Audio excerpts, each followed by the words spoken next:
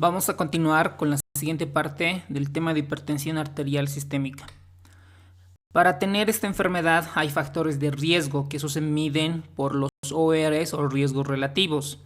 Dentro de estas tenemos la edad, la obesidad, los antecedentes familiares, es decir, si los abuelos, los papás tuvieron esta enfermedad. Está la dieta, por supuesto, todos ustedes lo que ven aquí, los ricos platos bolivianos que tenemos en nuestro país. La reducción del número de nefronas, ¿ok?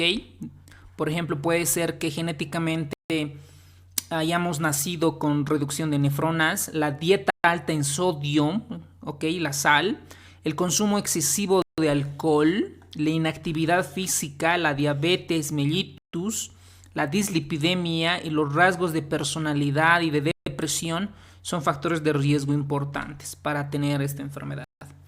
Ahora, cuando una persona tiene hipertensión arterial, pues a largo plazo, mediano plazo, adquiere enfermedades y por esas enfermedades uno se muere. Entonces son consecuencias de la hipertensión arterial. En esta pregunta nos dice cuál de estas no es consecuencia de la hipertensión. Cardiopatía isquémica, enfermedad renal, diabetes insípida, la arteriopatía periférica, la enfermedad cerebrovascular. Este tipo de pregunta ingresó a los exámenes de residencia, pero de diferente manera formulada. Dentro de las consecuencias tenemos la insuficiencia cardíaca, es decir, la hipertensión lo truena al corazón. También está involucrado sus vasos sanguíneos, entonces eso le lleva a una cardiopatía coronaria. Esta hipertensión también está involucrado todos los vasos sanguíneos, ¿no? Por ejemplo, en este caso, la parte cerebrovascular, produciendo los eventos cerebrovasculares de tipo isquémico o de tipo hemorrágico. Luego, aparte de dañar al corazón, las coronarias, comienza a dañar también los riñones, ¿ok? Aparte, si nosotros nos enfocamos a la parte del cerebro, también comienza a dañar la retina, comienza a disminuir la agudeza visual, lo que es la retinopatía hipertensiva. Y si nosotros vamos a los vasos, un poquito hacia el miembro inferior, vamos a tener ahí la arteriopatía periférica, que es la enfermedad arterial periférica, ¿no? Que lo vamos a ver posteriormente. Ahora, entonces acá la que no es consecuencia es la diabetes insípida, pues no tiene nada que ver por lo menos en este contexto. Ahora vamos a ver en el corazón, ¿qué le pasa al corazón? En el corazón, por el aumento de esa tensión en la pared, el ventrículo izquierdo, que ustedes ven, este es el ventrículo izquierdo, este es el ventrículo derecho, va a comenzar los músculos a hipertrofiarse, comienzan a adquirir el volumen los miocitos. Al adquirir el volumen los miocitos, por lo tanto, aumentan el consumo de oxígeno miocárdico, ¿ok? Entonces, ¿qué es lo que va a pasar? Va a generar una hipertrofia del músculo del ventrículo izquierdo. Esta hipertrofia del músculo del ventrículo izquierdo predispone a que pueda tener arritmias ventriculares, ¿ok? Estas arritmias ventriculares, pues tenemos la taquicardia ventricular, la fibrilación ventricular y otras arritmias que son arritmias malignas que pueden llevar a la muerte súbita. Es decir, un paciente que el hecho que tenga hipertrofia del ventrículo izquierdo ya tiene un riesgo para tener muerte súbita. Como aumenta la cantidad de consumo de oxígeno, entonces requiere más oxígeno, a veces las arterias coronarias están ateroscleróticas porque le llega menos flujo sanguíneo, obviamente predispone a la cardiopatía isquémica, ¿no? A la cardiopatía isquémica, la angina estable, el síndrome coronario agudo, etcétera, ¿ok? Ahora, como el corazón va aguantando 10 años, 15 años, etcétera, y al final ya no puede el corazón aguantar tanto. Entonces, esta parte hipertrófica, concéntrica, comienza a dilatarse, se dilata como una bolsa. Entonces, eso es lo que se llama miocardiopatía dilatada, cuando en este contexto lleva a llegar a una insuficiencia cardíaca. Pero antes de que llegue a la cardiopatía dilatada, primero una manifestación temprana, posible pregunta de examen, es la disfunción diastólica. ¿Ok? La disfunción diastólica. Ustedes van a ver en la clase de insuficiencia cardíaca que se clasifica con FEBI preservada, es decir, con fracción de expulsión preservada, y con FEBI reducida. La FEBI preservada es también llamada la disfunción diastólica. ¿Qué quiere decir? Que este ventrículo, como está tan hipertrofiado, ya no se relaja normal. Hace la sístole, ¡boom!, expulsa el volumen sistólico, el latido líquido en la sangre, y al relajarse el músculo está tan rígido que hay disfunción diastólica. Entonces, ¿cómo lo vamos a diagnosticar tempranamente la disfunción diastólica? Con ecocardiograma, ¿ok? Con una ecocardiografía, la ecografía en el corazón, se diagnostica la disfunción diastólica. Pero además, la que tiene los datos más precisos, mucho más al detalle, es el cateterismo cardíaco. Obviamente también se pueden realizar otros estudios como la angiografía con radionucleótidos. Entonces, como verán, la hipertensión al corazón lo comienza a tronar, lo comienza a ver que comienza a dañarle. Otro dato muy interesante, el 33% de los pacientes que tienen FEBI normal tienen disfunción diastólica. Es decir, los pacientes que le haces un ecocardiograma, pero el corazón está bien, está latiendo bien, tiene alguna normalidad en un porcentaje de la disfunción diastólica. Obviamente hay anormalidades en el flujo coronario por la parte aterosclerótica, que todo esto se vuelve un círculo vicioso. Las enfermedades microvasculares, es decir, estos vasos sanguíneos que están ingresando, ¿ok? Enfermedad microvascular. Y todo esto predispone lo que habíamos comentado, las arritmias. Y estas arritmias predispone a la muerte súbita. Bueno, muy bien. Esto, por ejemplo, es una ecocardiografía, ¿ok? Ustedes ven aquí la aurícula izquierda, la aurícula derecha, el ventrículo derecho, el ventrículo izquierdo, y se hace con Doppler pulsado, y donde se evalúa la función diastólica. Entonces aquí en esta E y en esta A existen alteraciones que van a predisponer a la disfunción diastólica. Ahora, ¿qué pasa en el cerebro? Habíamos visto que la presión altera, hay consecuencias en el corazón. Ahora vamos a ver en el cerebro qué pasa. En el cerebro lo que va a ocurrir son los eventos o los accidentes cerebrovasculares. El de tipo isquémico, el que produce el infarto, es el 85%, ojo con ese dato, es decir, es mucho más frecuente que presente infarto, y luego seguida de hemorragia. Ahora, cuando se trata la hipertensión arterial, nosotros disminuimos los accidentes cerebrovasculares, ¿ok? Obviamente, aparte de que en el cerebro produzca el evento vasculocerebral, también produce deterioro cognitivo, ¿ok? Comienzan a fallar la memoria. ¿Por qué comienza a fallar la memoria? Porque existen microinfartos pequeñitos. Ustedes aquí están los vasos sanguíneos, y por la aterosclerosis acá se obstruye, ¿ok? Y de repente tenemos un microinfarto, otro microinfarto, otro microinfarto, todo lo que es en la parte de la subcorteza, de la sustancia blanca subcortical. Entonces esto predispone a la demencia, un deterioro cognitivo. Ya tenemos dos patologías ahí que producen. Normalmente el cerebro y el riñón y otros órganos tienen la autorregulación cerebral. Es decir, por ejemplo, cuando la presión arterial sistólica sube, digamos a 180, pero la PAM, gracias a sus fenómenos de protección, se comienza a mantener entre 50 y 150 el flujo sanguíneo cerebral. Tienen sus propios mecanismos para defenderse. Pero cuando este fenómeno de autorregulación en el cerebro ya no puede controlar, ya se genera la hipertensión maligna, ¿ok? Ahí se genera la encefalopatía hipertensiva. El paciente comienza a disminuir el estado de conciencia y tiene otras alteraciones en el sistema nervioso central. Excelente. Ahora nos vamos a ir a la parte del riñón. Acá nos dicen esta pregunta: ¿cuándo se denomina microalbuminuria? Este término para los nefrólogos ya no existe. El término correcto actual es albuminuria moderadamente aumentada. Este término de microalbuminuria está bien para el examen de la incidencia, pero el término correcto es albuminuria moderadamente aumentada. ¿Por qué es importante esto? Si nosotros podemos saber, por ejemplo, si el paciente tiene alguna enfermedad en el corazón, le hacemos un electrocardiograma, vemos hipertrofia, criterios de hipertrofia ventricular izquierda, le hacemos un ecocardiograma, si existe disfunción diastólica, cómo está la FEBI, ¿ok? Ahora, en el riñón, ¿cómo lo evaluamos? Lo vamos a evaluar midiendo la albúmina en orina de 24 horas, ¿ok? Aunque también se puede medir con test, con muestras rápidas, ¿no? Los test rápidos.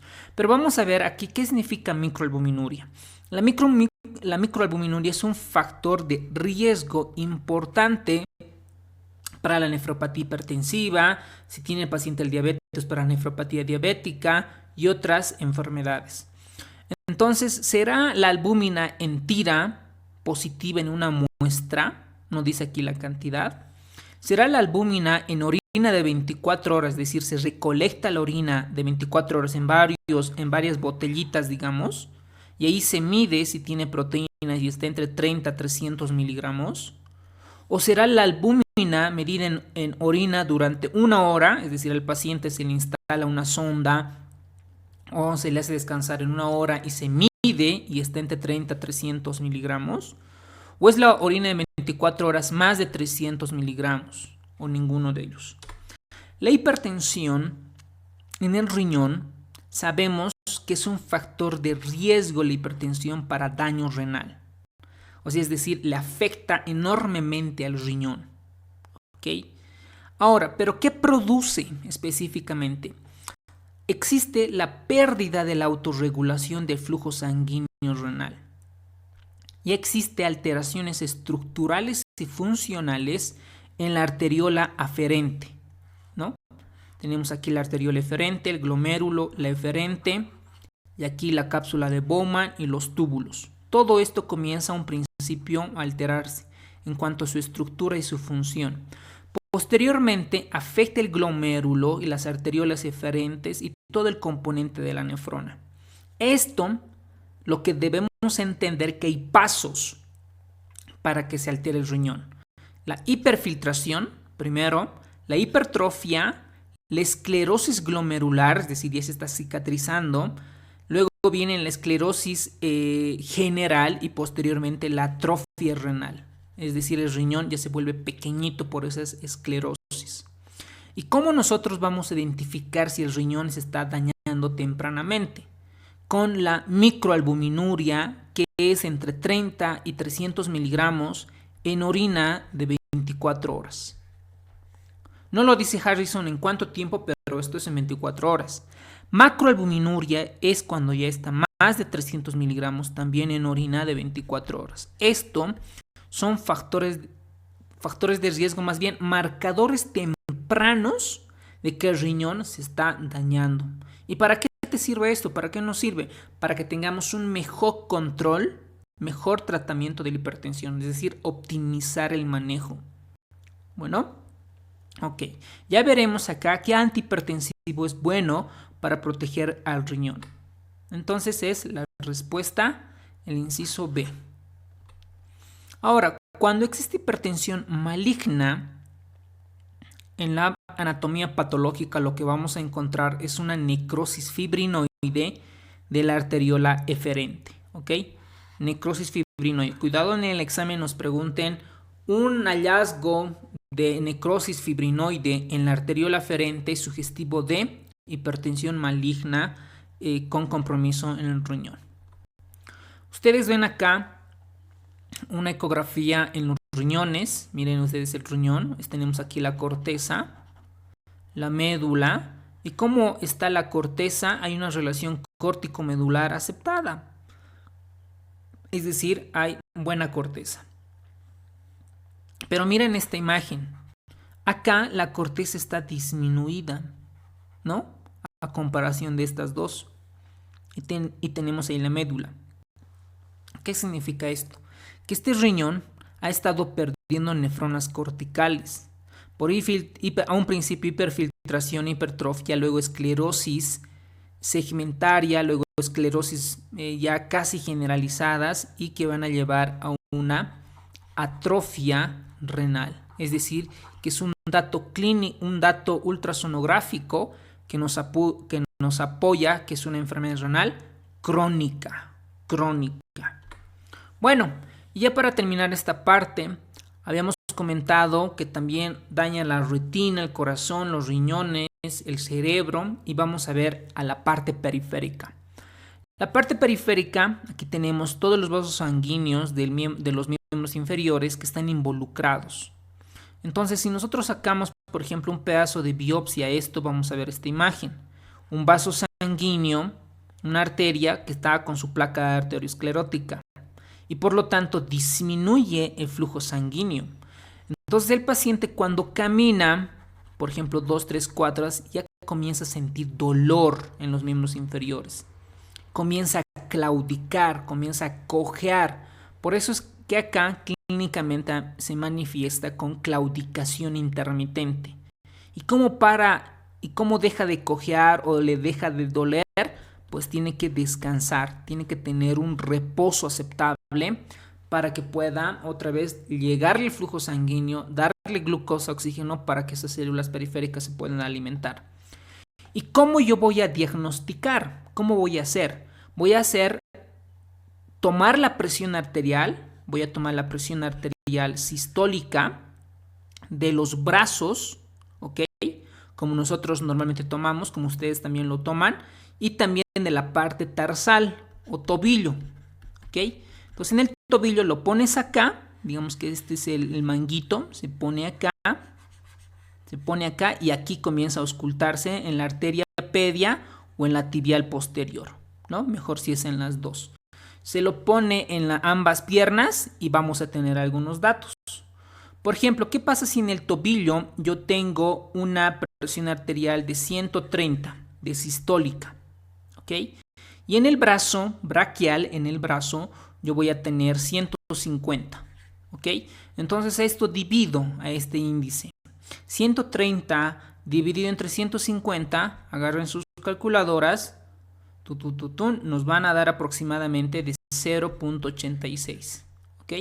Si a esto yo confirmo este valor en otras valoraciones, ya puedo decir que tiene un índice tobillo braquial de 0.90 y esto me hace para el diagnóstico de una enfermedad arterial periférica, ¿no? Una enfermedad arterial periférica. Para eso es otro tema aparte donde vemos las sensibilidades y especificidades para el diagnóstico, cómo se maneja el tratamiento y qué tipo de rehabilitación y pronóstico tiene esta enfermedad. Pero por lo menos para este tema nosotros debemos acordarnos cuál es la clínica y cómo se diagnostica. Bueno, excelente. Vamos a ver acá algunas preguntas, con eso terminamos. La hipertensión arterial sistémica en el corazón, ¿qué produce?